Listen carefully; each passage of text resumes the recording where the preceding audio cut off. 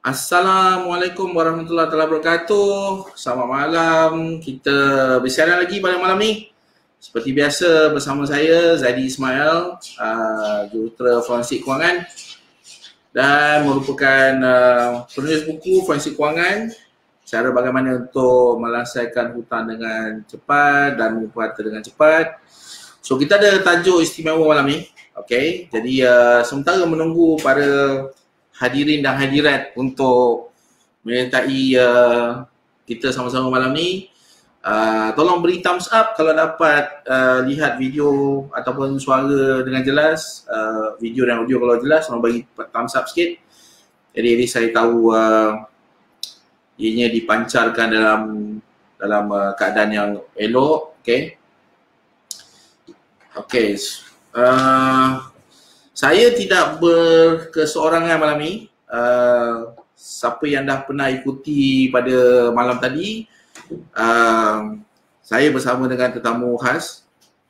Malam tadi saya bersama dengan Tuan Bri Hashim, seorang pakar tanah dan juga merupakan pengasas kepada Kelab Hartawan Hartanah. So beliau amat dikenali. So semalam kita bicarakan tentang hartanah. So hari ni kita ada tajuk yang agak istimewa. Okay. So tolong bagi thumbs up kalau dapat dengar suara dan video dengan jelas. Dan seperti biasa tolong share video ni, tolong like. Okay. So lebih ramai orang tahu, lebih ramai orang kita dapat berkongsi ilmu dengan lebih ramai orang. So tolong share, tolong like dan komen, bagi thumbs up kalau dapat tengok video ni dengan jelas dan dapat dengar suara saya dengan jelas. Okay. So kita ada tajuk menarik pada malam ni. Tajuk kita pada malam ni ialah peluang pelaburan saham semasa krisis, terutama krisis COVID-19 ni lah. Okay. Saya bukan seorang pakar saham. Jadi bukanlah tempat saya untuk berbicara tentang saham, tapi demi untuk mendidik anak bangsa, okay, saya menjemput mereka yang pakar dalam subjek matter ni supaya dia dapat berkongsi dengan kita semua apakah peluang-peluang yang boleh diambil terutama dalam pelaburan saham semasa dalam krisis ni lah. Okay, so tetamu saya pada malam ni, sekejap saya nak tengok dia dah masuk dalam studio ke belum, dah ready ke tidak. Okey, sekejap sekejap, mana nak kena hide dulu ni. Okey, kalau tidak nanti kan tak nampak lah pula kan. Okey, mana beliau? Okey, itu dia Tuan Firdaus Ismail. Okey, apa khabar Tuan? Sihat? Alhamdulillah. Sihat bang. Abang apa khabar, sihat? Alhamdulillah baik, siasa. Okay. So sedikit kalau boleh saya nak bagi latar belakang sikit lah bagi mereka yang tak mengenali Tuan. Okay. Tuan Firdaus Ismail ni dia dah bermain dengan saham ni sejak daripada di bangku college lagi, dengar katanya lah. Okay. Betul. Sejak daripada masih seorang pelajar dah berjinak-jinak main dengan saham, dan pada satu ketika pernah berkhidmat dengan RSB sebagai penganalisis saham, dan kini merupakan penganalisis dan juga pengasas The One Capital. Okay, so saya tanya saya ucapkan, okay, dalam usia yang boleh relatif muda, tapi biarpun muda tapi dah berpengalaman lebih 10 tahun dalam saham ni, dan dah pernah melalui beberapa krisis dan pernah buat duit semasa krisis. Jadi saya ucapkan selamat datang kepada Tuan Firdaus Ismail yang merupakan pengasas The One Capital bersama kita pada malam ni. Okay, so semoga dapat sedikit perkongsian kepada mereka yang tengah menonton kita malam ni. So terima kasih Tuan Firdaus kerana sudi hadir bersama saya. Okey, bersama bang. Terima kasih sebab menjemput saya juga bang. Okey. Sebelum kita mula nak tanya pasal pasaran saham ni, boleh ceritakan sikit latar belakang Tuan Firdaus? Okay, basically macam Tuan Zaidi cakap tadi, saya mula melabur saham sekitar umur saya 20 tahun. Waktu tu saya tengah belajar lagi dekat UiTM lah. Basically waktu tu kita tak kenal lagi trading. Apa yang kita tahu adalah mengenai IPO. IPO ni basically dia saham yang baru nak listing dekat Bursa Malaysia lah. Dia belum masuk lagi. Maksudnya sebelum ni kita just tahu nama company tu tapi kita tak boleh beli syarikat tu. Tapi bila dia buat IPO, kita sebagai orang awam mampu beli saham terbabit. Jadi waktu tu orang kata student mana ada duit banyak lagi. So apa yang saya buat, saya just beli IPO sahaja. Dan IPO yang paling saya ingat sampai sekarang merupakan IPO Hibiscus Petroleum lah. Yang mana saya beli pada waktu tu harga dia 60 sen. Dan selepas pegang saham tu selama 6 bulan, saya mampu menjual pada harga RM2.40. Oh, Alhamdulillah. Sekarang ada lagi ke Syarikat negara? Hibiscus Petroleum ni agak popular. Baru-baru ni selepas dia mengalami kejatuhan, dia naik balik sehingga paras RM1 ke RM1.20. Tapi selepas berlaku kejatuhan harga minyak dunia ni, kita saksikan harga hibiscus ni roughly around dalam 20 sen ke 30 sen lah sekarang ni. Tapi dengan kata lain, kalau saya just nak cubit sikit lah pasal pelaburan pertama tadi kan. So dengan kata lain, sekarang ni ada value lah. Kalau dikira di bawah nilai pasaran lah 20 sen. Kalau nak kira kepada counter Hibiscus Petroleum ni, kita kena tengok daripada dua faktor lah. Faktor pertama daripada segi dia punya business. So currently untuk Hibiscus Petroleum ni, dia banyak projek cari gali dia dekat England, dekat UK sana. So problem dia sedang hadapi sekarang ni, sebelum ni tahun lepas, semua production dia orang kata on par. Maksudnya dia punya production tu maksimum. So dia boleh keluarkan minyak tu dengan keadaan yang cantik lah. Tetapi baru-baru ni dia dah start goyang sikit. At the same time, dia ada buat kerjasama dengan sebuah syarikat Malaysia juga, DNEX. Yang mana syarikat DNEX tu currently pun still tak dapat payment daripada salah sebuah syarikat yang under Hibiscus Petroleum tu. Wah, masalah. So currently sebab biasalah bila harga minyak jatuh, ke semua counter yang melibatkan orang kata industri oil and gas ni impact. Tetapi sebenarnya tak semua. Anda kena tahu what type of business yang company tu buat untuk oil and gas tu. Sebab bila dah tahu, daripada situ anda boleh nampak company mana yang boleh dibeli, company mana yang tak patut dibeli. Okay. Ini datang daripada seorang penganalisis saham. So seorang penganalisis saham memang in-depth lah. Dia masuk dalam kan. Ini baru dia ada lagi dalam. Tapi untuk orang biasa lah, untuk orang biasa yang pertama kali dengar IPO, apa jadah IPO kan sebagai contoh, ataupun just saham biasa, boleh bagi untuk newbie lah, bagi cerita ringkas. Okay, saham ni sebenarnya apa jadahnya saham ni? Okay. Sebenarnya kita boleh kata gelak jugalah. Ramai orang kadang-kadang dia nampak saham ni basically untuk benda yang orang kata kalau yang tak pernah tahu, terus dia kata, oh tak boleh. Saham ni orang kata boleh buat rugi je. Tapi sebenarnya dia kata ni semua risiko tinggi. Betul. Orang kaya je main saham, orang tak ada duit. Tetapi tu sebenarnya silap bang. Sebab sebenarnya bang, saham ni kalau kita tengok kebanyakan investment yang dilakukan oleh PMB, EPF maupun mana-mana orang kata fund house sekalipun, saya boleh katakan hampir 50 ke 60% berada di dalam pasaran saham. Sama ada pasaran saham tu berada di dalam negara ataupun luar negara lah. Tetapi kita selaku orang kata pelabur runcit ni, kita kena cerdik sikit. Sebab apa? Permainan kita kena cari something yang simple tapi kita faham game plan dia tu. Basically saham ni umpama macam ni lah orang kata sebagai contoh.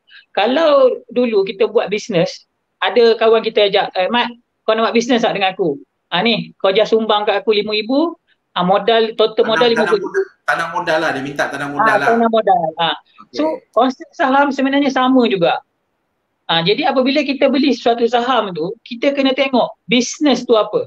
Andai kata contohlah, kalau kita beli bisnes, waktu tu kita tengok saham tu, dia jual payung. Kita ambil contoh payung lah paling simple.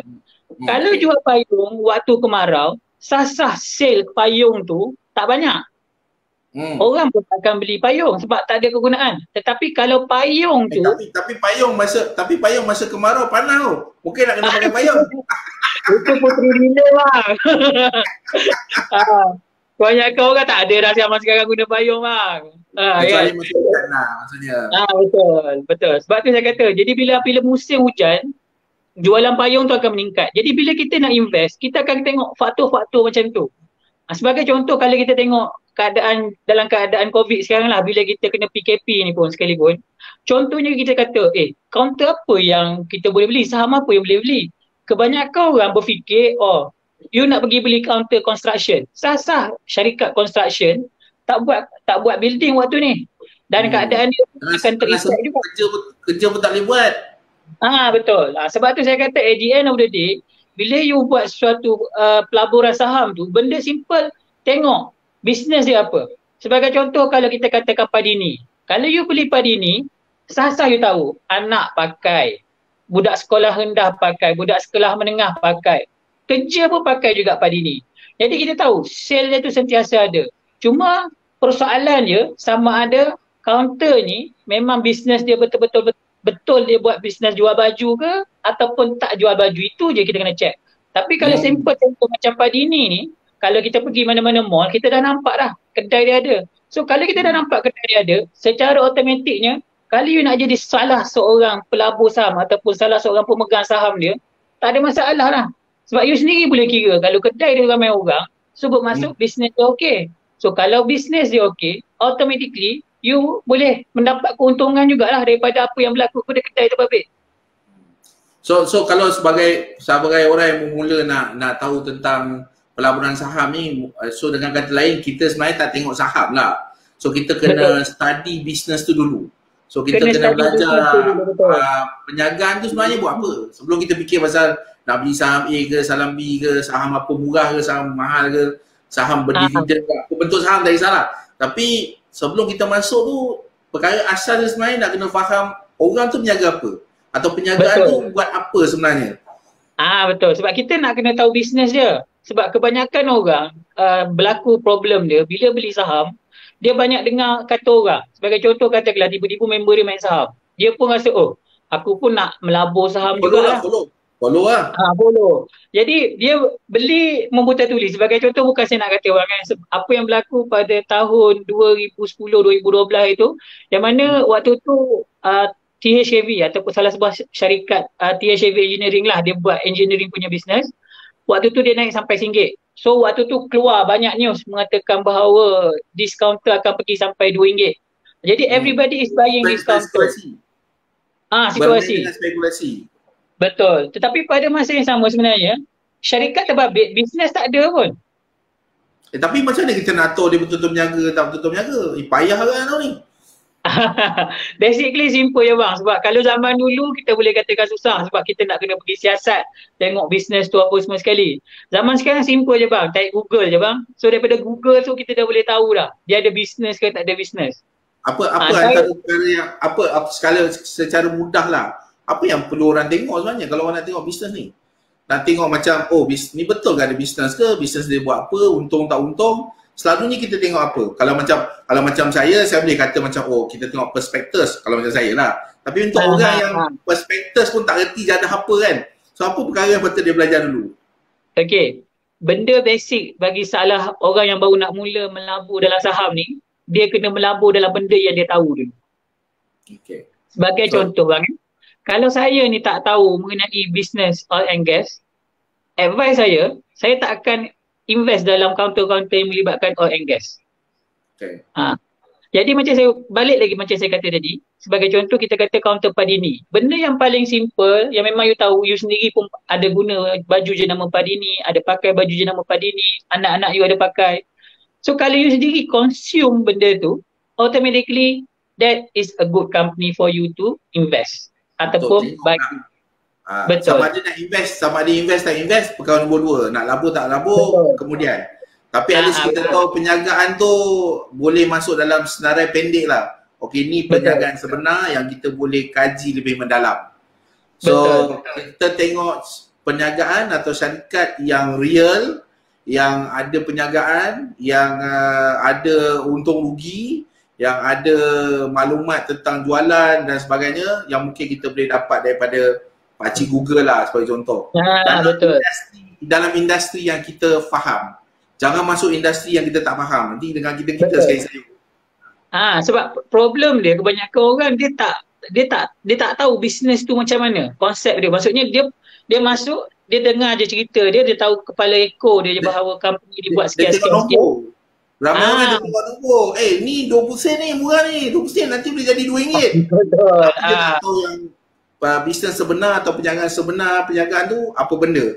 Dan apa yang menyebabkan daripada 20 sen dia boleh jadi RM2. Sebab dia tak tahu. Ataupun dikenali sebagai apa? Fundamental. Dia tak tahu fundamental. Okay. Itu yang problem dia. Kebanyakan orang dia tak tengok situ. Dia just yang dia tahu apa yang dia dengar. Oh, counter ni nak bagi sekian. So take the risk, balut. Ikut beramai-ramai. Tak naik. Simpanlah orang kata. Daripada melebur jadi melebur lah. Melebur, betul.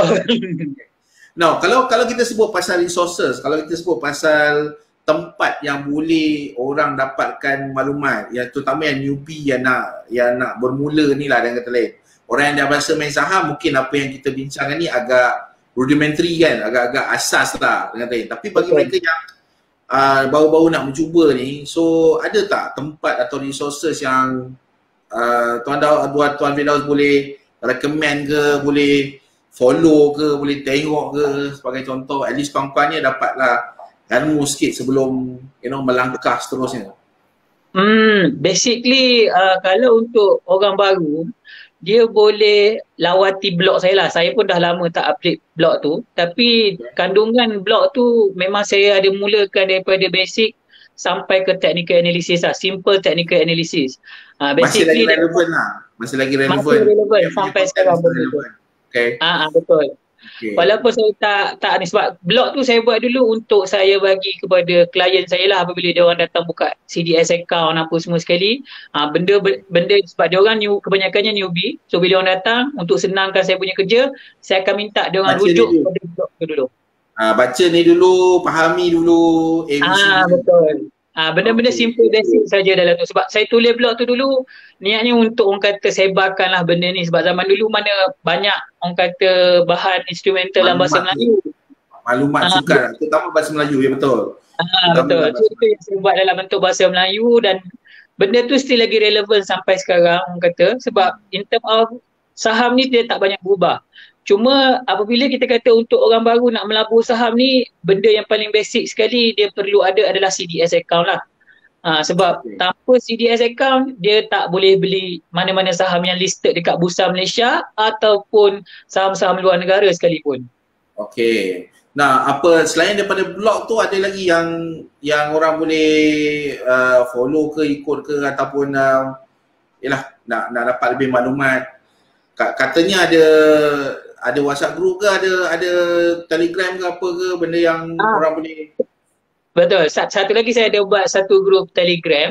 Yang mana dalam grup Telegram tu sempena musim COVID ni pun saya ada buat ulang kaji lah pasal orang kata apa pasaran saham. Maksudnya kita start from basic. Saya memang ada upload video yang mana cerita secara simple apa itu saham, macam mana nak buat keuntungan dengan saham, apa semua sekali. Dan video tu semua sebanyak 8 video dan setiap 2 hari saya akan cuba upload di dalam grup Telegram tu lah. Dan grup Telegram tu nanti saya akan cuba bagi pada Cik Zaidi lah. Okey. Terima kasih banyak. InsyaAllah nanti saya dapat link tu, saya akan update di ruangan ruangan posting atas description video ni. So bagi mereka yang nak tahu lebih lanjut, boleh nanti pergi ke ruangan description. Lepas saya dapat maklumat ni, saya akan update lah. Okay. So lagi satu perkara menarik yang saya nak tahu tentang saham ni, sebab benda ni selalu orang sebut-sebut. Okay, orang sebut tapi ramai orang pun tak tahu apa benda ni kan. Tapi itulah yang selalu orang sebut. Ada 2 terma yang selalu orang gunakan. Satu, fundamental yang saya sebutkan tadi. So orang selalu sebut tengok saham, fundamental. Okay. So lagi satu, TA, technical analysis. Kan? Boleh terangkan secara ringkas fundamental tu apa, technical analysis tu apa? Okay. Basically fundamental ni kita guna pakai untuk kalau anda nak jadi pelabur yang lebih daripada tempoh 1 tahun. Maksudnya minimum bila anda beli saham tu, anda nak hold saham tu dalam tempoh minimum 3 tahun. Sebab apa, matlamat untuk mereka yang menggunakan fundamental untuk membeli saham tu, target dia orang selalunya selepas 3 ke 5 tahun tu kalau boleh dia orang nak dapat return roughly lah around dalam 50% to 100% return lah. Sebab macam contoh pelabur legenda sendiri pun macam Warren Buffett, dia punya return selepas 3 tahun selalunya dia cuba gandakan kepada 100%, yang mana setiap tahun dia cuba dapatkan sekurang-kurangnya 33%. Itu number yang diberikan oleh Warren Buffett. So selalunya fundamental ni kita guna pakai untuk long term investing lah. Maksudnya you jenis orang yang memang tak ada masa, busy.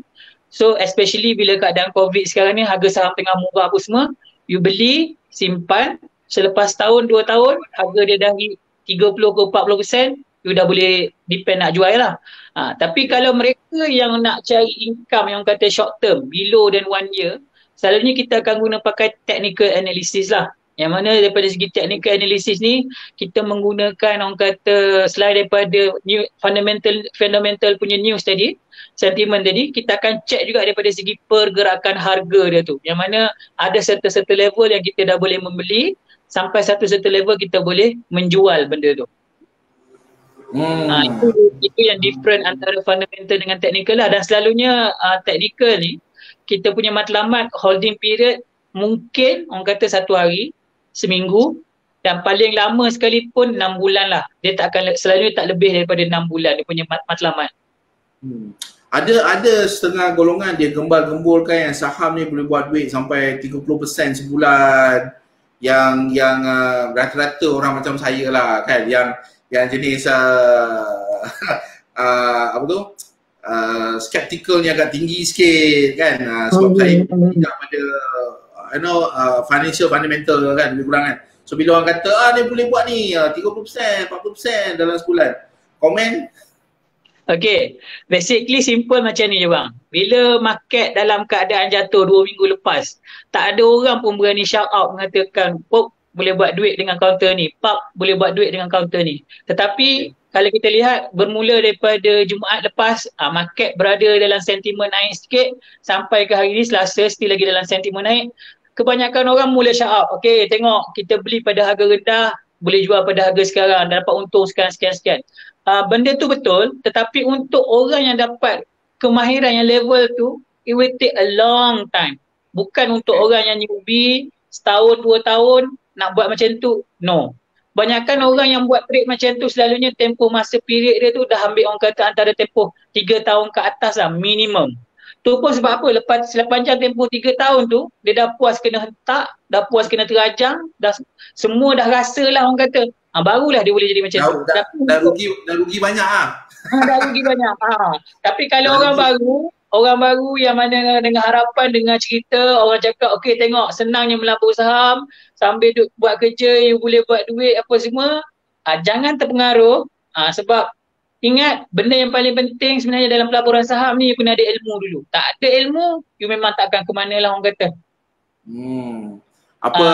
Bila kita sebut pasal pasal ilmu dan persediaan, ramai orang kata macam alamak benda ni klise, baik asyik-asyik ulang benda yang sama, asyik-asyik ulang benda sama. Mesti nak ada ilmu dulu, mesti nak ada persediaan, mesti nak ada kemahiran dulu. Ini mesti sasar nak jual kelas ni, mesti sasar nak jual buku ke, nak jual video ke kan. Tapi itulah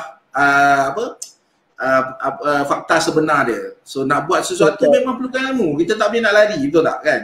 So ilmu dah dinyatakan pun, ilmu tu penerang kehidupan kan. So orang yang penuh dada ni ada ilmu, so hidup dia lebih terang. Tak kisahlah dia buat apa pun kan, berbanding dengan orang yang main langgar dinding ni kan. So memang bunyi dia klise lah.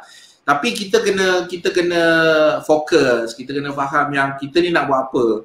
So saya pula tak nak lah macam nak galakkan orang macam you nak tahu, okay semua benda you bedal. So abang rasa tak sesuai lah, saya rasa tak sesuai. Macam tanah pun dia nak bedal, saham pun dia nak bedal, commodity trading pun nak bedal, perniagaan pun nak bedal. So kalau boleh disimpulkan atau boleh direngkaskan, golongan ataupun orang yang macam mana yang sesuai sebenarnya untuk melabur dalam saham?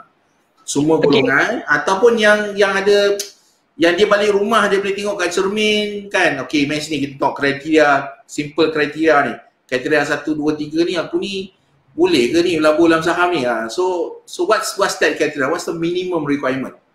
Okey bang, sebenarnya simple macam ni bang, untuk orang yang dia nak tahu sama ada diri dia ni sesuai ke tak untuk melabur saham.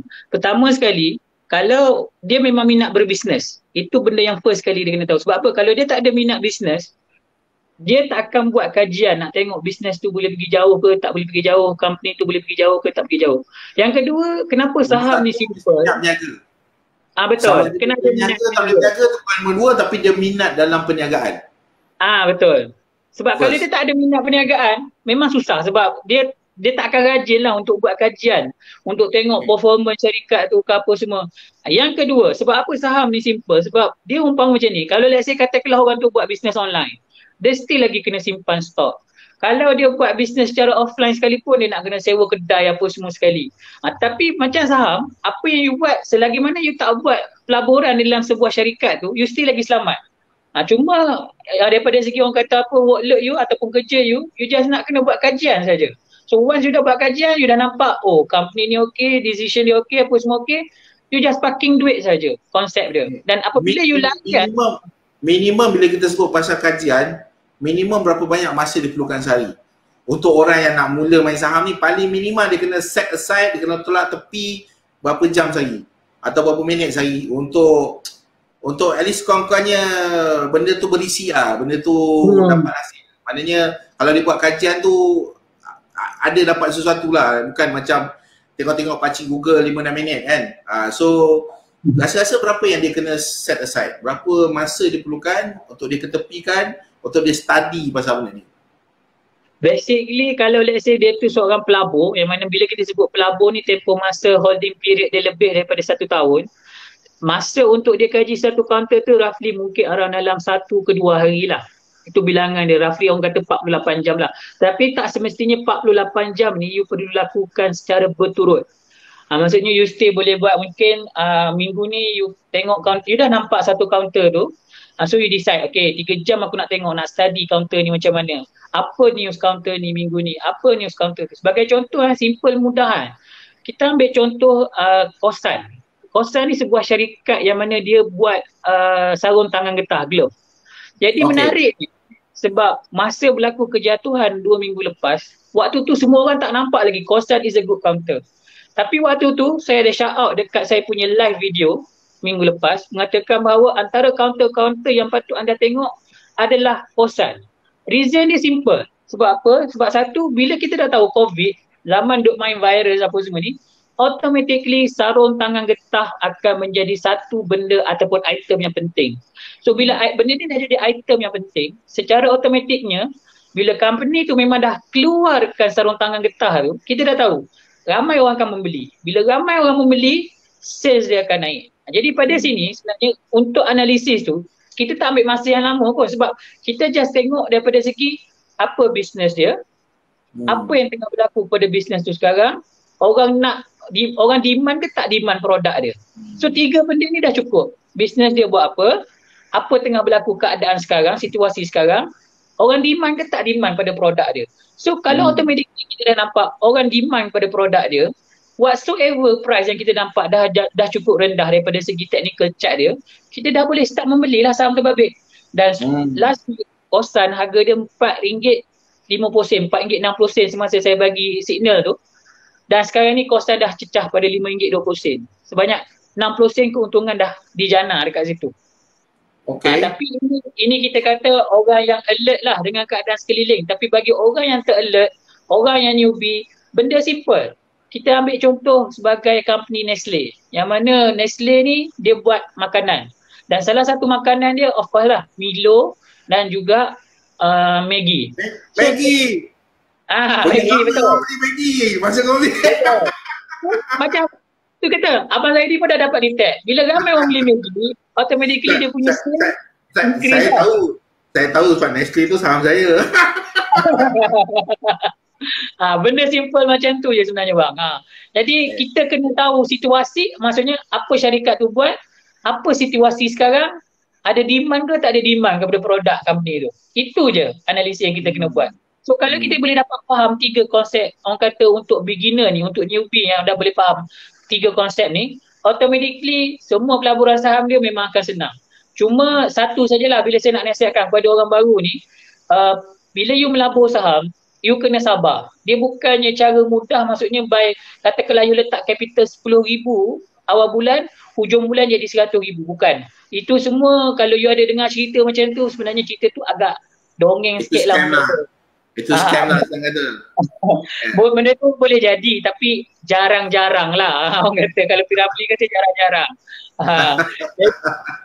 Jadi kalau jarang-jarang ni benda yang orang kata susah lah nak jadi. Tapi kalau benda yang normal circumstances, make sure you punya target tu logik akal lah. Maksudnya kalau capital you 10,000, anda kata you boleh grow, orang kata by end of month 200, 300 pun still a good number. Sebab you dah buat balik 3%, 4% sebulan kita bercakap. Itu yang konsep kadang-kadang mindset itu lagi satu orang tak berapa nampak atau perasan. Sebab sebagai contoh, kalau katalah kita dapat untung 2%, 3% sebulan sekalipun, tapi 2% sebulan itu dah 24% setahun. Betul. Kalau kita bandingkan dengan kadar purata pulangan macam KWSP ke, ASB bagi ke, unit trust ke sebagai contoh, nak dapat 20 double digit tu agak sukar. Ini kan memang betul. Cuma kalau 1.5% sebulan sekalipun itu dah double digit, dah 15%, 16% tahun. Kan? So patut orang tak nampak. Orang cuma nampak macam nak buat duit kau dalam sebulan 20-30%, lalah kena kencing. Betul. Itu yang selalu berlaku sebenarnya bang. Itu yang kadang-kadang kita katakan. Orang satu lagi perangai kita kebanyakan trade, saya boleh katakan pelabur-pelabur baru ni lah. Dia jadi bila dia dah pandai trade, dia dah tahu cara nak trade, dia dah jadi geram nak tekan button buy and sell tu. Sebenarnya you tak perlu geram. Kadang-kadang you kena tenang, relax, cari positioning yang betul, tanya macam saya kata 3 soalan basic tu. Company buat apa situasi sekarang, ada demand ke tak ada demand. So daripada situ automatically baru you start tekan button buy and sell. Daripada orang kata tengok technical analysis lah. Tetapi problem kita bila kita dah ketagih, bila emosi dah tak stabil, kerja kita geram nak tekan button click sajalah orang kata. Ni masalah bagi mereka yang ada jiwa kacau. Itu nak kena belajar lain cara mententeramkan jiwa. Mententeramkan jiwa, betul. Sebab tu saya kata dia tak kisah kalau orang baru, tapi kalau you punya matlamat tu clear, you tahu macam aku main saham ni, aku target nak beat ASB, then should be no problem. Ataupun you kata contohlah, kita ambil contoh, kebanyakan orang suka cakap untuk support duit minyak ataupun duit rokok. So anda kata you bercakap pasal duit minyak ataupun duit rokok dengan capital 3 ke 10,000 orang kata capital. Kalau kita ambil contohlah minimum capital 3,000 sekalipun, you dapat grow sebanyak orang kata 1% ataupun 2%, still dah cover untuk duit rokok seminggu ataupun 2 minggu punya kisah rokok orang kata. Tapi mindset tu salah problem. Sebab apa? Sebab kadang-kadang orang target, macam saya kata tadi lah bang, dia masuk 10,000, dia target ujung bulan ada 100,000. Dia nak kaya cepat. Nak kaya cepat lah. Saya malah nak cakap kaya cepat tu tak sedap pula dengarnya. Okay, so bagi mereka yang baru mengikuti, mungkin masuk lambat tertinggal kereta api ke atau apa ke, so saya bersama dengan Tuan Firdaus Ismail, seorang penganalisis saham daripada Dewan Capital. So membicarakan tentang peluang pelaburan saham masa krisis. Perbualan kita orang punya perbualan tadi lebih menjerumus kepada yang newbie lah, yang baru nak belajar saham. So kita bukannya malam ni kita bukan nak jadi penganalisis saham, nak analyse satu-satu saham, itu mungkin Tuan Firdaus ada dia punya rancangan sendiri ke, dia ada dia punya segmen di sini ke. Sebab Tuan Firdaus sebenarnya merupakan juga host kepada Nadi Saham, tak silap saya. Apa nama program Nadi Saham Nadi Equity bang. Nadi Equity, okey. Tuan Firdaus pernah jadi co-host untuk Nadi Equity di bernama Business News kan? Okay. So program tu masih lagi berjalan ataupun macam mana program tu? Baru tamat apa cerita tentang program tu? Dah tamat dah itu. Okay. Tu dah tamat musim ketiga. Lepas pada tu pun saya dah tak berapa nak buat dah sebab saya nak dapatkan pengalaman je orang kata. Okay. So So sekarang ni sebab dia saya minta jadi host dan penganalisis di siaran TV. Betul sebab saya sendiri pun macam abang cakap tadi lah, sebab saya merupakan salah seorang fund manager bagi satu private fund dekat Singapura. Jadi kadang-kadang masa saya tu tak sempat nak catch up dengan apa yang berlaku lah. Jadi tu saya kata lepas pada tu saya pun at the same time pun saya rasa rancangan tu pun dah ditamatkan siarannya juga rasanya. I see. Orang tengah sibuk pasal COVID. COVID betul. Sebab sekarang ni memang COVID memang satu isu yang orang kata agak besar lah sebenarnya bang. Sebab kalau kita tengok pada hari ni keluar news daripada World Bank sendiri pun, dia orang menyatakan bahawa Malaysia kemungkinan besar mengalami GDP negatif 0.1%. So boleh komen sikit pasal perkara tu, apa impact dia pada ekonomi Malaysia secara umum lah, tak payah Godin, secara umum impact dia dan juga impact kepada pasaran saham untuk 12 bulan akan datang.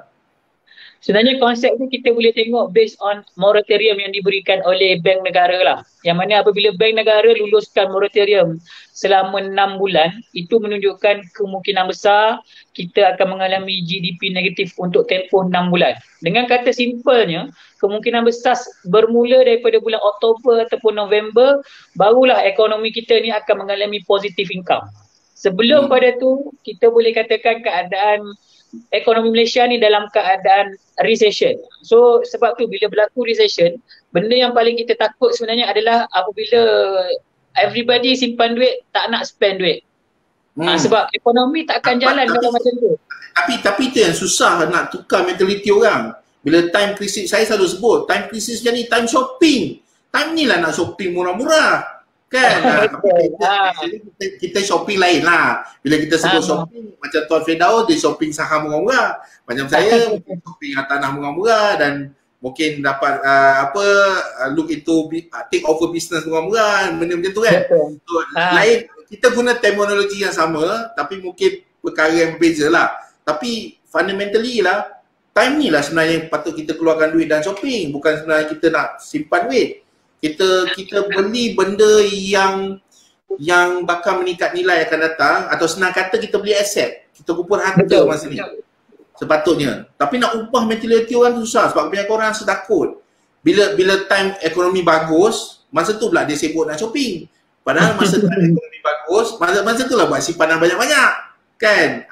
Bila time krisis macam ni, masa ni lah nak keluar duit, shopping, beli aset yang berkualiti tinggi, and then untuk kita, untuk masa depan. Tapi nak ubah tu, tak semua orang ada keyakinan diri yang dekat dalam, kata alamak, masuklah saham sebagai contoh. Takutlah sekarang saham tengah rendah gila kan. Dia fikir masa saham tengah naik.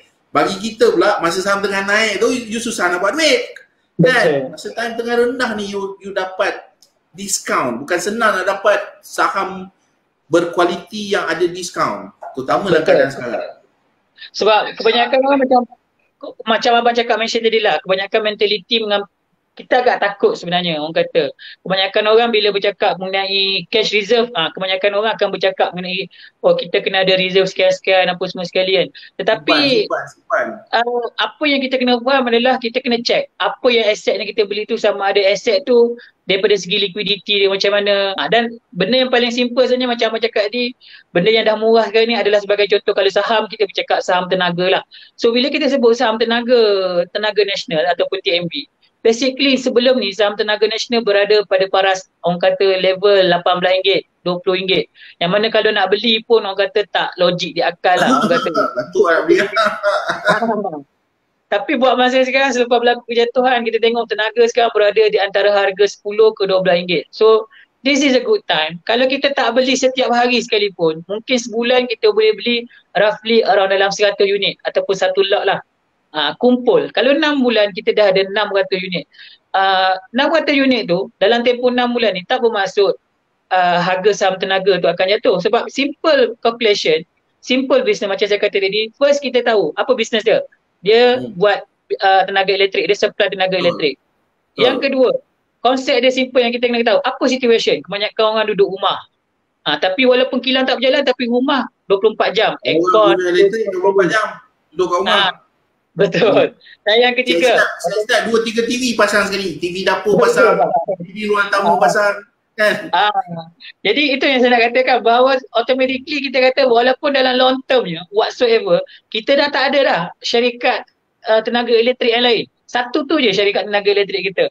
So whatsoever happen, this is a good opportunity to buy untuk counter-counter yang orang kata blue chip macam ni lah, tenaga. Ataupun pada masa yang sama juga, bila kita bercakap mengenai kejatuhan harga minyak dunia, kan, kita kata automatically kita nak avoid counter-counter yang oil and gas ni. Tapi kita kena faham bisnes dia tu apa. Tapi kalau anda kata contoh macam Dialog Group, syarikat yang mana dia involve dengan oil and gas, tapi dia tak involve dengan orang kata offshore punya side. Dia involve dengan orang kata apa, tepi pantai punya side. Maksudnya dia banyak kepada storage punya apa. So this is a good time. Macam mana? Penghiliran, mana bisnes hiliran. Penghiliran, betul. So this is a good time untuk kita beli. Sebab apa? Sebab Dialog ni, orang sekarang bila harga minyak dunia murah, dia orang tak akan jual. Apa yang dia orang buat adalah dia orang akan simpan. So bila dia orang simpan, dia akan cari syarikat yang involve dengan buat storage ni. Dan salah satu syarikat yang buat storage adalah Dialog Group. Dia bukan bagi impact pada masa sekarang, tetapi benda ni akan bagi impact antara tempoh next quarter punya report. Sebab apa? Sebab sekarang apa yang orang beli, apa sale yang berlaku, semua akan dikumpulkan dan akan di-announcekan pada next quarter punya performance. Sama juga macam saya kata kosan tadi, apa yang berlaku, sale yang berlaku dalam bulan 1 ke bulan 3 ni, orang beli sarung tangan getah ke apa semua sekali, akan di-announce pada bulan 4, bulan 5, next second quarter ni. Yang mana saya jangkakan kosan akan menunjukkan satu performance yang cantik lah daripada segi dia punya financial performance dia tu. Tapi masa tu kalau fikir nak beli dia pula, dah tempas kita pergi lah.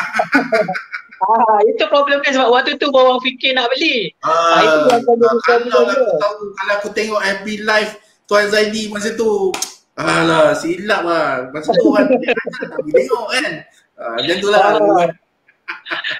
Sebab saya ada satu customer yang mana masa mula-mula dia telefon saya dah cakap kat dia, Cik beli je kosan, jangan fikir banyak, saya kata. Sebab saya dah cakap bla bla bla, ada information macam ni, tengok daripada segi performance. Apa yang dia boleh buat, dia tak sempat beli. Apa dia buat? Hari ni dah naik 20 sen. Semalam naik, hari ni lagi naik 20 sen. Lepas tu naik lagi 20 sen. Tapi nanti sekarang dia tak beli sebab dah jadi takut. Jadi saya tak boleh nak kata apa. Apa yang saya boleh katakan, apabila kita dah nampak suatu counter tu dah ada orang kata dari segi performance dia okey, financial dia okey, dividend dia okey, just take the risk, buy in. Tapi orang kata janganlah all in. Kita bukan main gambling. Kita istilah kita nak beli, katakanlah modal kita RM3,000, kita beli dulu RM300, RM500. Kita buat cost dollar averaging lah. Cost averaging. Okay, so kalau kita nak bicara pasal saham ni, saya rasa sampai subuh pun tak habis. Okay, so waktu agak mencemburui kita lebih kurang. Jadi saya nak bagi peluang dekat kita punya penonton ni untuk bertanyakan soalan. Okay, so bagi penonton yang ada soalan, so insyaAllah kita akan cuba jawab dalam tempoh mungkin 15-20 minit lagi ni tentang yelah soalan yang berkaitan dengan saham lah, of course kan. So, kita nak tengok dulu ada tak soalan kat sini. Kejap saya nak, okay. So ini soalan asas daripada Let Katia bertanya, berapa ya kos nak buka akaun CD? Okay, untuk buka akaun CDS kos dia adalah RM10 je. Nama yang saham ni tak adalah ibu-ibu, RM10 je. Sebab tu saya kata, ada setengah orang dah mula, adalah saya dengar cerita luar sana, kononnya orang kata kalau nak buka CDS account ni kena letak RM1,000. Tak, untuk buka CDS account you kena untuk buka sahaja RM10. Tapi selebihnya tu bila you nak start melabur tu baru you kena ada capital apa semua sekali. Sama macam you buat bisnes lah orang kata. Tapi kebanyakan orang dia dah ditwistkan bahawa kata orang kalau you nak buka CDS account kurang-kurangnya kena letak RM1,000. No, RM10 saja untuk opening CDS account tu. Tak adalah sebenarnya mahal mana pun nak buka. Lepas tu dah buka tu kalau kita ada duit letaklah 100, 200 dulu. Lepas tu kita tengok lah. Dan waktu tu kita study lah mana saham yang sebenarnya kita nak tengok nak laburkan kan. Betul. So modal dia sebenarnya tak adalah besar. Terutama macam tak silap saya since daripada tahun awal 2000 yang mana ada ruling yang boleh beli half tak perlu satu lot pun sebenarnya. Betul, sebab dulu satu lot sama dengan 1,000 unit. Tetapi disebabkan Bursa Malaysia di waktu tu dia nak tingkatkan kecairan, maksudnya bagi mudah pelabur runcit macam kita ni membeli, dia dah tukar daripada 1,000 unit untuk satu lot kepada satu lot sama dengan 100 unit saja. So andai kata contoh kalau saham tu bernilai RM1, minimum kita kena ada modal RM100 lah. So RM100 mampulah orang beli biarpun 100 unit, betul tak? Betul. Tapi kalau RM100 kita letak dalam masa katalah saya ambil setahun lah, saya kata kita letak RM100 dalam masa setahun dia jadi RM2, which is akan bertukar menjadi RM200, itu dah 100%. Dia pun nampak macam RM100 kan? Betul. Tapi patut orang tak perasan, tak nampak kan? Okay, so kita pergi ke soalan seterusnya. Yang ini daripada Cik Nas. Cik Nas bertanya, sekarang ramai yang munculkan diri as trainer, value investor, komen sikit. So ni cerita-cerita pasal ramai sangat orang yang buat kelas saham ni lah. Ada betul ke, tak ada betul ke kan? Lepas tu dia kata, dia sebenarnya value investor. So komen sikit. Firdaus. Simple macam ni, sepanjang, sebab saya sendiri pun memang ada buat kelas juga, tapi sepanjang daripada tempoh 12 tahun yang lepas, saya dah tengok banyak dah. Kalau betul-betul dia punya teknik ataupun dia punya pengajaran tu betul, setakat ni orang kata dia akan berkekalan lah sehingga sekarang. Tapi kalau orang kata apa, kalau dia punya teknik ataupun cara tu salah ataupun matlamat dia tu salah, automatically kita boleh tengok dia datang dan pergilah orang kata. Sebab tu apa benda yang paling penting sekali bila you nak tengok suatu benda, orang kata trainer tu sendiri, you jangan tengok kepada follower dia. You kena tengok start bila dia establish. Itu yang paling penting. Sebab kalau you tengok pada follower boleh dibeli. Itu apa yang saya tahu daripada orang kata orang duk jual page-page dekat Facebook ataupun IG sekalipun. Tapi benda paling penting you tengok berapa lama dia dah establish. Sebagai contoh kalau macam Abang Zaidi ni saya tahulah memang saya dah kenal lama lah. Tak adalah establish mana pun kan. Boleh lah kan. Boleh lah lepas beli kangkung.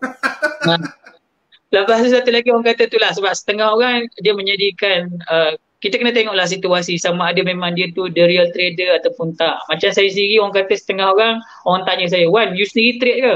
Memang saya sendiri trade, bahkan saya sendiri pun bekerja dengan salah satu firm dekat Singapore sana. Basically that is the way yang saya buat. Tapi kelas tu orang kata ada seorang dua orang datang pun saya ajar je. Sebab apa? Sebab matlamat saya satu je. Yang penting saya dapat sampaikan apa yang saya tahu, orang tu dapat amalkan, everybody making happy do it. So dengan kata lain, dia punya punca pendapatan tu sebenarnya bukan daripada training lah.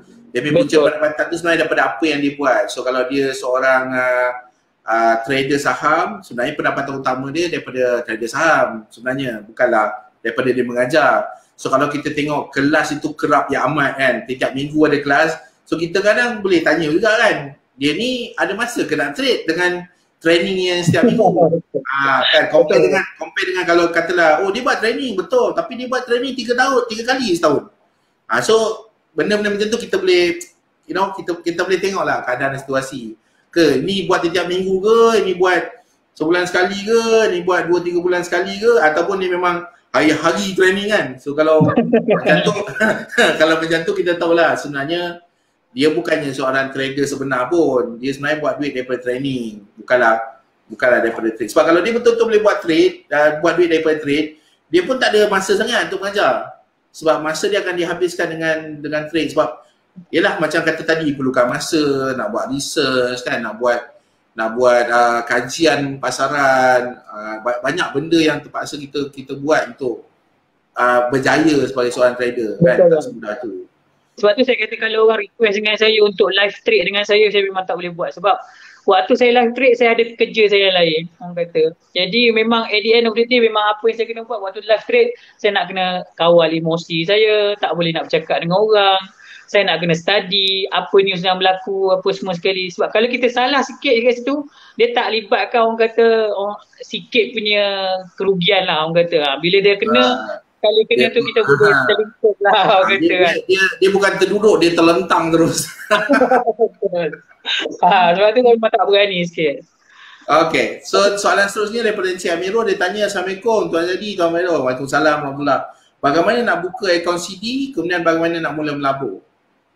Okay, basically nak buka akaun CDS ni, you boleh pergi mana-mana bank pelaburan lah sebenarnya. Bila kita bercakap bank pelaburan ni, bukannya macam you pergi main bank branch apa, tak ada. Sebab dia hanya tempat-tempat tertentu saja. So mana you nak rujuk, mana tempat yang boleh buka CDS account ni, you boleh rujuk dekat website Bursa Malaysia. Yang mana dekat website Bursa Malaysia sendiri tu pun dah banyak juga orang kata informasi yang sesuai untuk newbie, untuk belajar lah orang kata. Cuma orang kata dekat situ dia agak orang kata banyak sangat information, jadi kadang-kadang orang boleh tersalah faham lah. Tapi kalau you nak tahu cara nak mula start paling simple, you boleh pergi ke website Bursa Malaysia, buka saja bawah broker tu, dekat situ dia ada address tempat yang you boleh buka CDS account. Ataupun kalau you rasa nak senang, sebab dulu saya memang buka CDS account, memang saya buat kerja tu, tapi sekarang saya dah tak buat dah. Tapi saya boleh syorkan lah, saya boleh bagi nombor telefon kawan saya, salah seorang broker dekat RHB dan juga Maybank. So mana yang you nak, you rasa selesa, you cakap je, nanti saya boleh paskan nombor telefon lah. Tak apa, nanti kita letak link macam saya sebutkan tadi. Benda-benda yang dia boleh research tinggi ni, InsyaAllah kita akan letakkan link. Nanti saya minta daripada Tuan Firdaus link ke nombor telefon ke apa ke, nanti saya letak di bahagian maklumat video ni, kat bahagian atas. Nanti lepas kita dah biasa siaran habis ni, nanti InsyaAllah boleh check lagi besok lah. Mungkin malam ni tak sempat tu saya update, tapi boleh check balik besok video ni. Benda-benda yang kita bincangkan tadi, kalau perlukan maklumat lanjut, ada link, ada Telegram, ada nombor telefon apa semua, nanti saya letak di bahagian atas video ni. Okay? Okay, so soalan seterusnya apa tadi? Kejap Okay, daripada Faiz Gobar, dia tanya bagaimana nak pilih cikgu saham? Ni nak belajar ni, apa kriteria ni? Nak pilih dia, ni okey ke tak okey nak belajar daripada ni orang? Nak pilih cikgu saham simple je. Benda yang paling penting, sebab kemahiran yang paling penting kena ada pada orang yang mengajar saham ni, dia sendiri kena boleh predict lah pergerakan saham tu. So kebanyakan saya rasa ramai kot cikgu-cikgu saham luar sana, dia akan buat review apa semua sekali. Andai kata review saham yang dibagi tu orang kata berterabur, sebagai contoh, dia kata okay, aku bagi 10 counter, kau pilihlah 10 counter. So mungkin daripada 10 tu 5 naik, 5 tak naik. Kalau ciri-ciri yang macam tu yang ada pada seorang cikgu tu, itu dah agak orang kata skeptical sikit. Sebab kita sebagai pelabur, modal kita kecil. Satu. Yang keduanya, of course, kalau boleh kita nak cari counter yang memang bila kita beli, kita buat duit. Konsep dia. Jadi bila kita tengok daripada situ, kita dah boleh detect lah. Sama ada dia punya pengajaran tu okey ke tak okey. Maksudnya katakanlah contoh dia bagi 10 counter, 5 counter naik, 5 counter tak naik. Macam mana kita nak tahu 5 counter yang naik tu? Instead of salah seorang cikgu tu, dia buat live review dia bagi stop pick dia, tapi bila dia bagi stop pick tu, counter tu jalan. Itu merupakan kita dah tahu lah, oh dia ni boleh pakai punya. Okay, so yang pertama, saya ringkaskan yang pertama, seseorang yang boleh review. Seorang yang boleh review performance satu counter. Macam mana? Review sebelum harga dia naik. Dia cerita dia bukan review selepas bukan review selepas. Ramai orang dah berlaku pergerakan, semua orang boleh komen. Benda dah jadi. Ini kita nak cari seseorang yang dia boleh review dan komen sebelum dia jadi. Dengan kata dia boleh buat prediction. Dan kalau boleh dia buat prediction tu secara live. Maksudnya live tu ialah sama ada dia menulis ataupun dia keluar secara live, dia berkongsi, dia kata saham ABC, saya predict macam ni sebab dia A, B, C, D, E. So dia dengan jelas. So lepas tu kita tengok dia punya performance. Kalau dia buat 10 kali, 7 kali kena, 3 tu so-so, kita boleh consider lah. Tapi kalau 10 kali buat, memantang haram, berterabur tak tahu bagaimana saham tu. So kalau dia seorang yang betul jujur, dia boleh review performance setengah counter. Betul. Situ kita boleh tengok lah sama ada dia tu memang seorang day trader ke ataupun tak lah orang kata. Sebab kalau dia tak boleh bagi counter, yang belum bergerak lah. Bila saya katakanlah kita expect 2-3 minggu lepas tu dia counter tu jalan, tapi dia tak boleh bagi counter macam tu. Dia cuma review counter yang dah naik, maka kita tak boleh katakan bahawa dia merupakan salah seorang cikgu yang baik lah. Sebab everybody can teach regarding about stock market ni, sebab information dia banyak. You boleh check dekat YouTube apa semua sekali, tetapi sama ada untuk you faham benda tu, orang kata macam sifat dia lah, behavior dia tu. Kalau tak faham behavior pun tak guna juga, orang kata. Itu problem dia sebenarnya. Ya, saya pernah ada sifu lah pernah bagi tahu saya, dia kata in bull market everybody can make money. So in bull market semua orang pakai saham lah. Tapi you want to see who actually can make money during the bear market, during the bearish market. Maknanya tengah pasaran naik kan, kita campak duit kat situ pun sasar lah kan. Kalau tak beli saham pun, kita beli indeks pun, kita campak duit sasar indeks tu naik kan. Tapi kita nak tengok masa tengah jatuh sekarang ni, so siapa yang sebenarnya boleh sustain dan buat duit ketika tu. Betul. Itu memang betul lah bang. Memang orang kata bull market everybody can make money lah. Tapi bear market everybody, orang kata kalau salah hari bulan memang terlingkup lah. Okay, so ini satu lagi soalan daripada Tuan Muhammad Fazli. Dia tanya, kalau harga saham 20 sen, beli satu lot jadi RM200 untuk modal. Kalau saham tu jatuh ke 15 sen, adakah kita perlu bayar baki 5 sen tu? Oh, tak perlu sebenarnya Cik Fazli. Sebab konsep dia bila you beli saham tu, harga 20 sen tadi satu lot, equal to RM200. Jadi apabila saham tu jatuh, orang kata setengah sen tu, dia jadi susut nilai saja kepada pelaburan you. Kalau sebab tadi you letak pelaburan you RM200, jadi bila saham tu jatuh 5 sen tu, jadi pada harga 15 sen, susut nilai saja berlaku kepada nilai pelaburan you. Yang mana sebelum ni pelaburan 200, jadi pelaburan RM150 je kalau you jual balik, orang kata. Jadi bukanlah kita kena top up ke apa. Tak perlu kena top up lah. Sebab ni sekarang ni atas kertas nampak rugi lah. So, selagi dia tak jual, atas kertas nampak rugi lah. Betul. So saham ni sebenarnya untung atau rugi tu lepas dia jual. So atas kertas tu dia boleh tunjuk untung ataupun rugi, tapi sebenarnya tak efek dia pun. Tak terkesan apa-apa sebab dia masih lagi atas kertas. Jadi bagi mereka yang jiwanya gundah gelana bila tengok atas kertas tu, ya Allah, ruginya aku RM1,000. So dia belum lagi rugi sebenarnya selagi dia tak jual saham tu. Okay. Dan dia bergantung lah, kalau dia punya analisis tu tepat, mungkin akan berlaku pergerakan saham which is pada satu ketika akan dapat drop sebelum momentum dia naik semula. Kalau analisis dia tepat lah. Tapi kalau analisis dia tak tepat, dia jatuh dan terlongkok terus. Betul. Akan ada macam tu. Okay. Jadi bila benda penting kena sentiasa ingat lah, bila dah jatuh satu level yang kita tak mampu untuk tanggung kehilangan tu, cut loss. So apa yang dimasukkan dengan cut loss? Kat sini mungkin ramai orang biasa dengar cut loss. Cut loss tu apa sebenarnya? Cut loss tu dengan bahasa kasar dia, orang kata berapa banyak yang kita sanggup hilang. Sebagai contoh, kalau macam contoh yang kita ambil contoh Cik Fazli tadi lah, bila dia beli saham harga 20 sen equal to RM200 tu, katakanlah sebagai contoh, dia kata okay, aku sanggup hilang RM50 je. So apabila saham value dia tadi jadi RM150 ataupun 15 sen, waktu tu dia jual balik lah. Maksudnya dia akan kehilangan duit RM50 daripada situ. Sebab itu je yang dia sanggup hilang. Itu dia sanggup hilang. Dan dia boleh berapa kita sanggup burn lah ataupun bakar. Okay. Dan lepas tu dia boleh buat kajian semula, dia boleh belajar balik. Mungkin boleh yang boleh berkualiti selepas tu. Betul. Daripada nak hadap doa kuat-kuat supaya saham tu naik.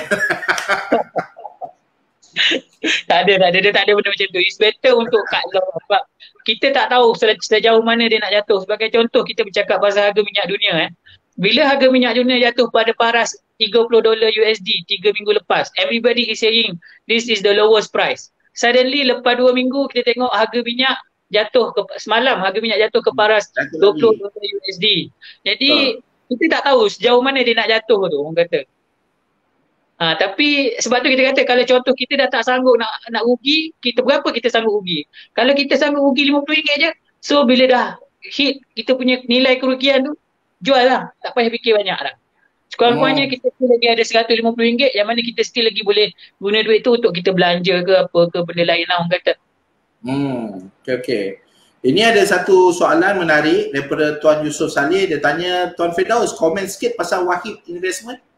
Okay, basically Wahid Investment ni dia merupakan macam unit trust lah. Tetapi konsep dia guna pakai, orang kata dia buat pecahan kepada high risk fund, medium risk ataupun low risk fund lah. Jadi bergantung kepada Wahid Investment dia punya strategi pelaburan tu. Kalau tak silap saya, dia punya strategi pelaburan dia banyak kepada kaunter-kaunter yang berada di US, yang mana under ETF kalau tak silap saya. Jadi kesemua kaunter tu pada waktu saya tengok pada antara Januari dengan Februari, waktu tengah Dow Jones ataupun indeks US tengah naik, memang everybody is making a lot of money lah. Tetapi bermula daripada penghujung Februari, kita dapat lihat Dow Jones mengalami kejatuhan. Dan sejak pada tu saya dah tak berapa dengar dah orang bercakap mengenai keuntungan daripada Wahid Investment ni. Sebab apa? Sebab ada a few pelaburan dia orang pun mengalami kerugian. So that is the normal path of orang kata pelaburan ni. Cuma basically kita kena aware lah sejauh mana kita sanggup rugi. Maksudnya balik kepada konsep asas saya kata tadi, kita kena ada cut loss kita lah. So berapa banyak kita willing to loss. Sebab bila dia pelaburan, dia tak menjamin keuntungan. Dia bukannya orang kata saving account, dia bukannya ESB. So bila sebut pelaburan, dia ada peluang untuk rugi, dia ada peluang untuk untung. Oh, okay. Tapi saya rasa apa yang Wahid Investment cuba promote sebenarnya dia punya automation investment tu, maknanya dia guna bots. So instead dia cuba promote yang mengatakan kalau kita guna tenaga manusia, terdapat banyak error, terdapat banyak kesilapan.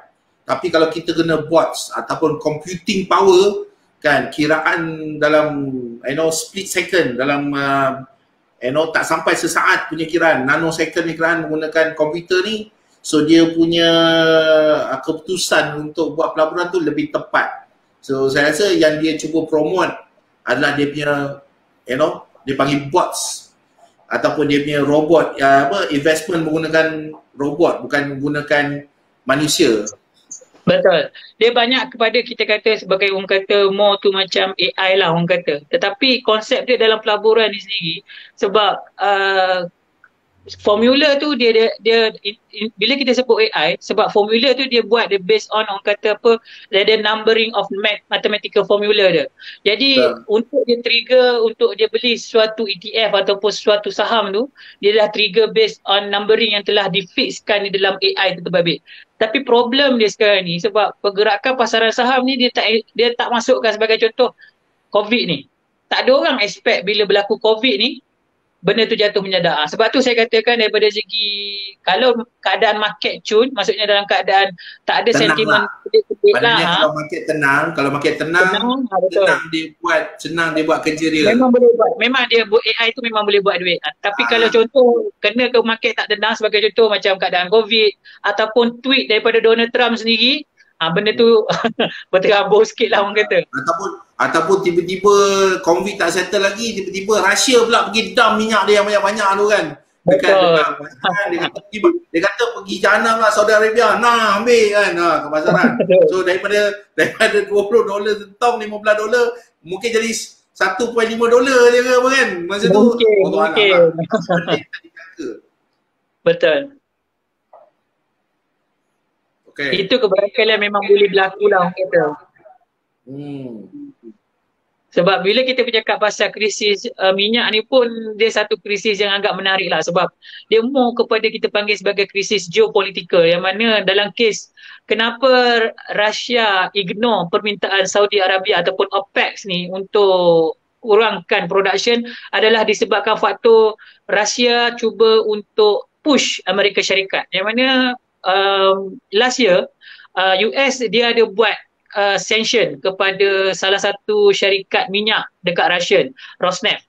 So bila dia buat sanction kepada Rosneft ni, dia menyebabkan apa yang menyebabkan dia buat sanction tu, sebab Russian buat transaction dengan Venezuela punya kerajaan, yang mana kerajaan sekatan disebabkan Rusia punya company ni buat bisnes dengan Venezuela, yang mana kerajaan Venezuela ni tak diiktiraf oleh United States ataupun US lah. Jadi menyebabkan Rusia buat tindakan tu untuk Amerika telefon dia. Dan semalam kita dapat menyaksikan bahawa Donald Trump dia telefon sendiri kepada Presiden Vladimir Putin untuk bercakap mengenai isu Kauting minyak. lebih. Kauting Apa tepi dia? bang, kauting tepi. Dia kena kauting tepi lah kan.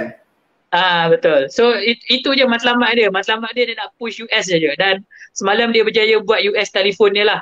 So kemungkinan besar kita akan dapat saksikan kenaikan harga minyak kembali lah. Andai kata US dapat pujuk Saudi Arabia lah. Okay. So kita ada lagi satu soalan, menarik juga soalan ni daripada Cik Syafri. Dia katakan, katakan modal RM10,000 kita beli saham, total cost RM4,000. Okay, so kalau RM4,000 saham tu, berapa sen tu satu saham tu? So berapa sen? Dalam apa, kalau modal RM10,000 kita beli saham, total cost RM4,000. Katakan kita ambil kaunter RM1 lah, kaunter harga RM1, 4,000 unit lah. Okay, RM4,000 unit. So apakah masa harga bergerak akan kacau juga RM6,000 yang kita tak laburkan? Oh tak, dia tak akan berlaku seperti forex. Tak. Sebab sebagai contoh, kalau kita dah laburkan sebanyak 4K tu, nilai yang akan berkurang selagi mana kita tak jual saham tu. Kalau kita tengah rugi sekalipun, on paper loss, itulah nilai yang kita rugi. Tapi bila so kita dah jual dalam CD account tu masih ada baki lagi RM6,000. RM6,000 tu dia tak akan kacau. RM4,000 saja yang nilai pelaburan kita tu akan berkurang ataupun meningkat, orang kata. Dia jadi macam tu. Okay. So kita ada beberapa soalan lagi. Saya tak nak ambil masa sangat Tuan Firdaus. Mungkin 2 lagi soalan. So ini soalan second last. Okay. Second last tanya, Cik Hadi tanya, apa pendapat Tuan Firdaus tentang saham oil and gas?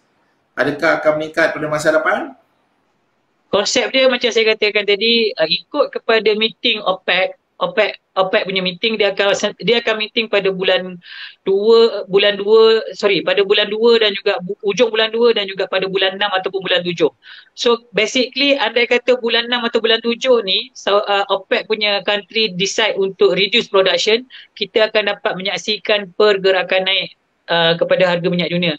Dan kita sebenarnya dah mula menyaksikan pergerakan naik ni bermula daripada semalam apabila US dengan Russian give a call dan dia tengah nak tubuhkan satu trade deal lah, orang kata, antara US dengan Russian untuk tengok ataupun outlook dia kepada harga minyak dunia ni.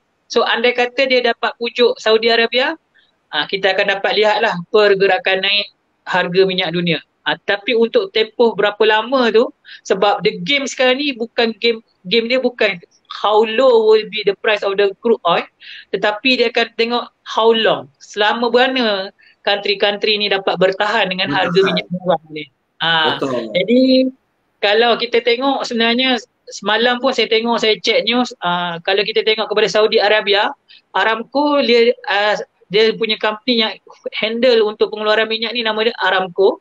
So Aramco ni dia listed last year dan dia telah janjikan untuk buat bayaran dividen roughly sebanyak 75 juta USD by this year kepada semua investor dia ataupun pelabur dia. Jadi dia semalam pun saya tengok dia dah mula seeking fund lah ataupun cari duit untuk buat bayaran dividen tu, dengan mana dia cuba menjual telaga minyak dia dekat sana. So kita dapat saksikan kemungkinan besar Arab Saudi pun sekarang tengah mengalami, bahasa kasar dia, masalah kewangan juga. So saya rasa krisis ni tak, cash flow dia tengah sangkut. Cash flow tengah sangkut, betul. So saya rasa krisis ni takkan lama. So kita jangkakan mungkin akan berlaku pergerakan harga minyak lah dalam tempoh minggu ni ataupun minggu depan. Based on analisis saya jangkakan kemungkinan besar antara esok atau lusa kita akan dapat saksikan pergerakan naik kembali harga minyak mentah dunia ke paras 25 ke 27 dolar setong lah. Dan andai kata Saudi Arabia agree untuk kurangkan production, Rusia pun agree, Amerika Syarikat pun agree, dan kemungkinan besar harga minyak akan naik, tetapi still akan limited kerana disebabkan faktor permintaan, yang mana coronavirus ni sedikit sebanyak memberi impact kepada permintaan minyak mentah dunia lah. Okay.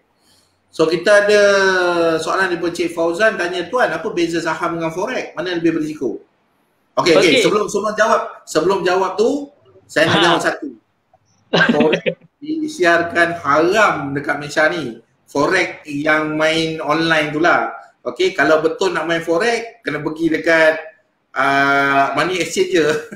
Kalau pergi kat money exchange, kau main tukar-tukar duit kat situ, then okay. Kalau nak main online-online ni, itu dah difatwakan haram. Itu bab saya lah, saya jawab. So, untuk perbezaan ketara antara saham dengan forex, Tuan Firdaus? Okay, basically ni simple macam ni lah. Bila you beli saham, you membeli pemilikan syarikat terbabit. Maksudnya you beli syarikat terbabit. Tetapi boleh kata saya part of the owner lah. Part of the owner of the company lah bila you bagi share company tu. Tetapi untuk forex, basically kita bermain atas orang kata value of the things ataupun value of the currency lah you main tu lah. So sebab tu bila you beli, kalau katakanlah you salah positioning dalam forex, automatically you boleh lost everything. Maksudnya daripada duit you ada 1000 USD dalam tu, mungkin boleh burn everything, tinggal kosong boleh jadi. Tapi different dengan saham, andai kata you beli satu saham tu harga dia RM1 dan selepas 3 bulan katakanlah harga saham tu jatuh kepada paras 80 sen. Tapi selagi mana syarikat saham tu ataupun company tu still lagi wujud, masih lagi beroperasi, syarikat still lagi jual macam biasa, you still lagi jadi owner kepada company tu, you boleh jual saham tu. Cuma apa yang berlaku adalah susut nilai kepada nilai saham tu sahaja. Selagi mana you tak perlu gunakan duit, tak ada masalah, you boleh hold counter tu lah. Tapi apabila you nak guna duit, you kena jual lah benda tu. Tapi sebab tu saya katakan, ada setengah counter, itu yang kita kata daripada segi value ataupun nilai. Pada masa yang sama juga, setengah saham pun dapat memberi dividen. Sebagaimana contoh macam ini, kita boleh katakan setiap kuarter dia memberi dividen sebanyak 2.5 sen kepada para pelabur dia. Sekali. Macam mana? Lebih kurang 4 bulan sekali. 3 bulan sekali lah, every quarter. 3 bulan sekali. 3 bulan sekali maknanya 4 kali setahun tu. Betul, 4 kali setahun. Saya nak bagi gambaran dekat orang. Kalau 2.5 sen, kalau 2.5 sen kali dengan 4, itu dah lebih kurang 10% tahun. Betul, lebih kurang 10%. Tengok pada nilai value yang dia invest dalam tu lah. Daripada situ kita boleh dapat berapa nilai dia lah orang kata kan. Sebab tu saya katakan bagi senang orang faham. Jadi konsep dia pemilikan lah. Saham pemilikan, forex orang kata you beli ataupun you jual based on value. Jadi boleh burn out everything. Dan of course lah bila kita cakap, kalau kita tanya mana yang lebih berisiko, forex lebih berisiko lah daripada saham. Okay, so soalan terakhir sebelum saya lepaskan Tuan Firdaus, memang kita punya discussion ni memang menarik, tapi yelah dia pun ada keluarga, waktu pun dah agak lanjut, dia pun nak tidur. So last question daripada Cik Kamal Murtuzah, dia tanya biasanya berapa persen charge masa beli dan jual saham? Basically untuk jual beli saham ni you kena tanya remiser, sebab remiser tu sendiri yang akan letak berapa charge yang dia bagi. Selalunya charge minimum bagi online transaction ataupun transaksi yang you buat secara online, jual beli through PC ataupun mobile phone, dia akan charge you minimum 0.1%, minimum RM12 lah. Itu selalu yang normal punya lah. Tapi ada setengah broker 0.01% daripada 0.1% daripada total transaction tu. Sebagai contoh katakanlah nilai saham tu total dia beli 1000 unit, saham dia beli RM1. Jadi equal to RM1000 kan total cost dia. So charge yang akan dikenakan 0.1% daripada RM1000 tu. So 0.1% berapa? RM10 lah. RM10, tapi dia ambil minimum charges lah. Tapi minimum RM12 lah tadi. RM12, betul. Dia tak charge yang RM10 tu lah. Betul. Okay. So saya rasa soalan ni mungkin ramai-ramai tertunggu-tunggu. Last. Okay, last soalan sebelum kita tutup. Daripada Encik Ahmad Baba Haras, dia tanya, counter sector apa yang berpotensi untuk beli waktu ni? Jadi prediction Tuan Firdaus sendiri.